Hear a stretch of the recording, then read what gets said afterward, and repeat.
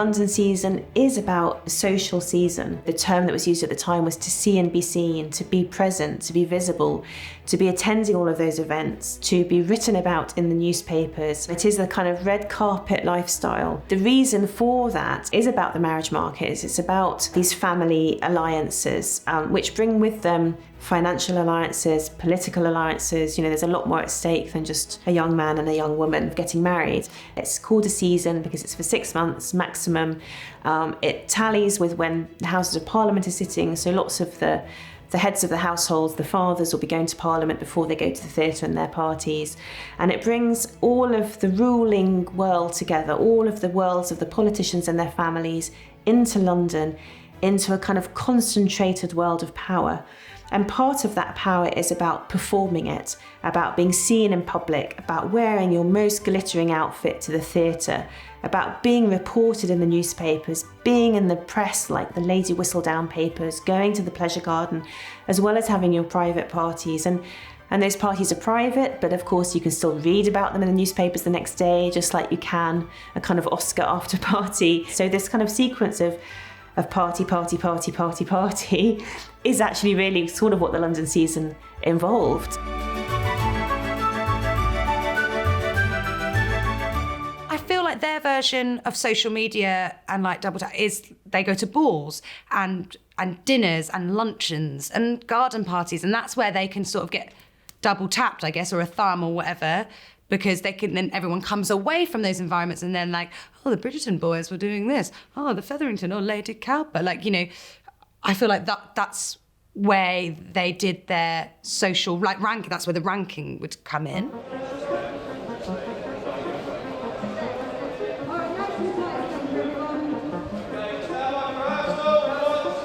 The Ton feels like the elite of the elite. They're in the company of royalty, so they're not upper class, they're aristocracy, and these families are as old as it gets. So I don't think you get into this club. I think you are born into it, and that's a gilded cage. The fact you are born into it, I don't know how you get out. You have to do something very wrong, like Mary, and then you're chucked out.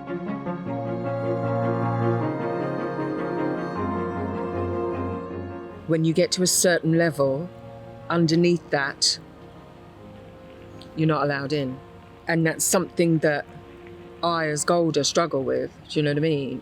But for this piece and playing the Queen, I think it's a very important part of who she is and how she runs her world. You see it in the modern royal family that when outsiders come in, they will always stick to the people who are linked directly to the throne rather than the outsiders, because that perpetuates it. And it's the same with the aristocracy. It's a small elite bunch, and it's mainly about the family from which you came, and if it's an old established family, then the more powerful you'll be.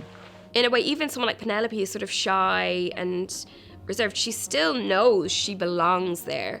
And I think if you're going to stand up and be judged by the Queen, you've got to be ready to bring it at any occasion, and but also to know you're going to be judged. There's a big amount of scrutiny I think goes with being in the Ton and knowing that everyone can know your business, because they were the celebrities of that day.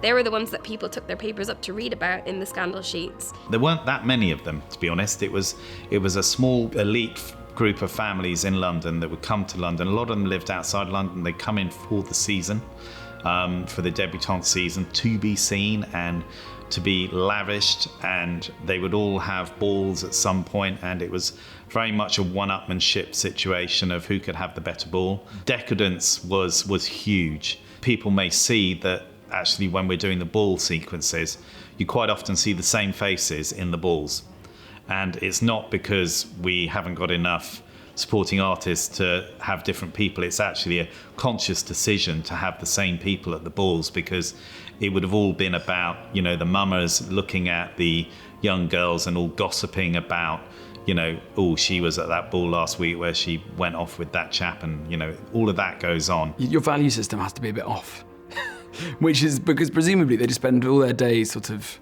trying to recover from the night before, going and getting, coiffured, getting dressed. I mean, it sounds great for like a couple of nights, but to do that and to live in a sort of empty hole that every night you have to present yourself and then disappear. I know there was a conversation very early on about the Bridgertons were kind of like the Kardashians, or the Featheringtons were, but they were the idea of these hugely famous families within society. Well, now it's easy to compare to, like celebrity culture, which I think is what is quite interesting about this. And actually it does sort of tap into the red top tabloid, sort of whistle down as the cancel culture as we know it now. I think it's one of those things where everyone sort of puts on a little mask and sort of embodies someone that's an element of their own persona, but not really them. I think everyone's doing that anyway, but certainly in one of those social situations, everyone's sort of best faces on. Well, it's theatre, isn't it? There's a theatrical element to it. It's being totally at ease with performing, I think. And people who struggle within the world of the ton are the people who are like, oh, this is just not me and I don't think I can do it. Like, I think a lot of the characters who struggle around the ton are people who feel like they can't deliver what they need to deliver. And I think there is something to deliver when you're in the ton. It looks very strange and sort of the 19th century. And actually, I'd say there's a ton today. And there's a way to behave today. The codes are different, but there are codes.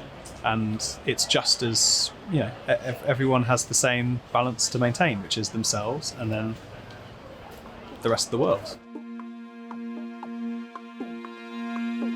To be a member of the ton, we have to remember that these people are incredibly rich. So if I say what it takes to be a member of the ton, one thing, and that's money. That's money.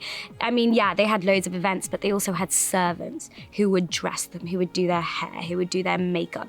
They'd have carriages to take them from event to event. That is all their life was dedicated to because they had money. Breeding, that's the huge part of the aristocracy, is the family you come from. To be a member of the social elite, to be a member of the ton at that time requires money. It requires constant vigilance, concentration, and ears like a bat to know what's going on.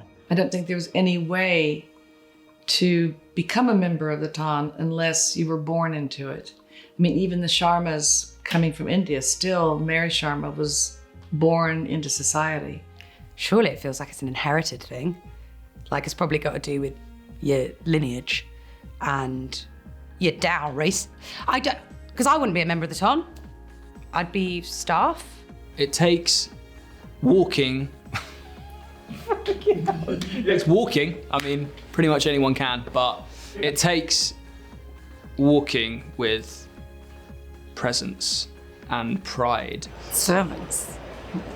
It takes everybody else to do the stuff for you so that you look flawless. This isn't even the society, and look how much effort it takes from everybody else, you included, to get us on there to just drink a cup of tea for the afternoon. It takes an enormous amount of work. I guess you need to be a good dancer, or at least have had some dance lessons, because they, as soon as they put that song on, you got to get up there and you got to know it. You got to know it. You got to know your routine. You got to be on the beat. Luckily, Daphne doesn't have to do any dancing in season 2, so that's good. Actually, it's quite sad. I missed it quite a lot.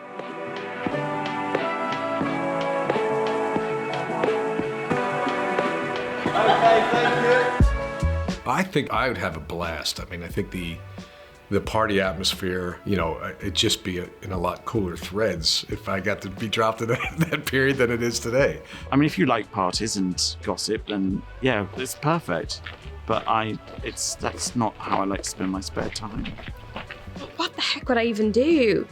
I think I'd just be like the unfortunate sister that would just sort of sit there and sort of do my needlework and be like, I have no friend. I don't know. That's very tragic that that's what I think about myself, isn't it? I think I could live that life quite happily. Yeah, I think I could go to a few balls and, to have that amount of costumes and, that amount of clothing. Yeah, bring it on. No, I'm the wallflower. I can't get served at a bar, so no.